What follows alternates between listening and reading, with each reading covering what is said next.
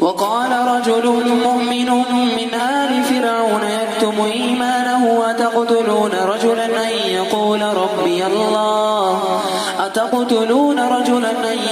ربي الله وقد جاءكم بالبينات من ربكم وإن يك كاذبا فعليه كذبه وإن يك صادقا يصبكم بعض الذي يعدكم إن الله لا يهدي من هو مسرف كذاب. يا قوم لكم الملك اليوم ظاهرين في الأرض فمن ينصرنا من بأس الله إن جاءنا. قال فرعون ما أريكم إلا ما أرى وما أهديكم إلا سبيل الرشاد. وقال الذي آمن يا قوم إني أخاف عليكم مثل يوم الأحزاب مثل دأب قوم نوح وعاد وثمود والذين من بعدهم وما الله يريد ظلما للعباد.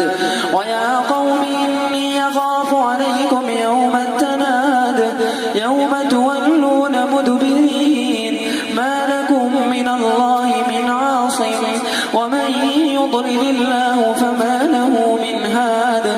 ولقد جاءكم يوسف من قبل بالبينات فما زلتم في شك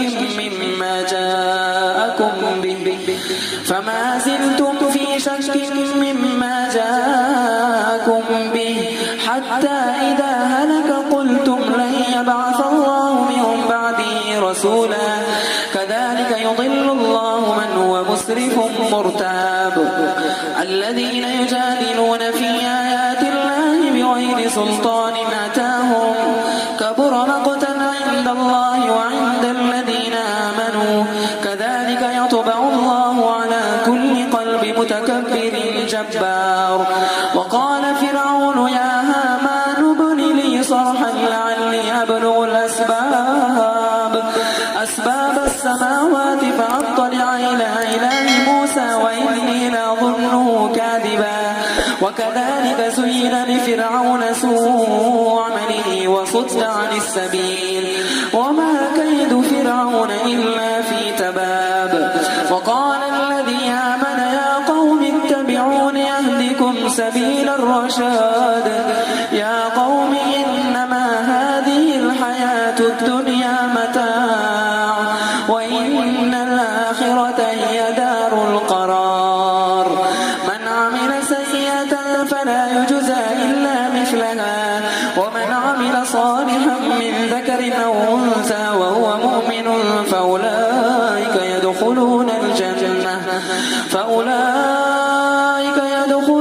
الجنة يرزقون فيها بغير حساب. ويا قوم ما لي يدعوكم إلى النجاة وتدعونني إلى النار تدعونني لأكفر بالله وأشرك به ما ليس لي به علم وأنا أدعوكم إلى العزيز الغفار.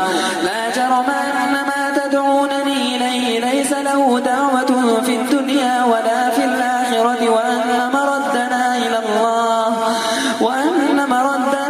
الله وأن المسرفين هم أصحاب النار. فستذكرون ما أقول لكم وأفوض أمري إلى الله إن الله بصير بالعباد. فوقاه الله سيئات ما مكروا وحاق بآل فرعون سوء العذاب. النار يعرضون عليها غدوا وعشيا ويوم تقوم الساعة أدخلوا آل فرعون أشد العذاب. وإذ يتحاجون في النار فيقول الضعفاء للذين استكبروا إنا كنا لكم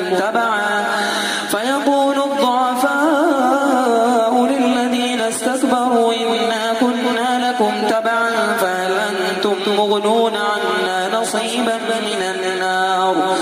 قال الذين استكبروا إنا كل فيها إن الله قد حكم بين العباد. وقال الذين في النار لخزنة جهنم ادعوا ربكم يخفف عنا يوما من العذاب. قالوا أولم تك تأتيكم رسلكم بالبينات قالوا بلى قالوا فادعوا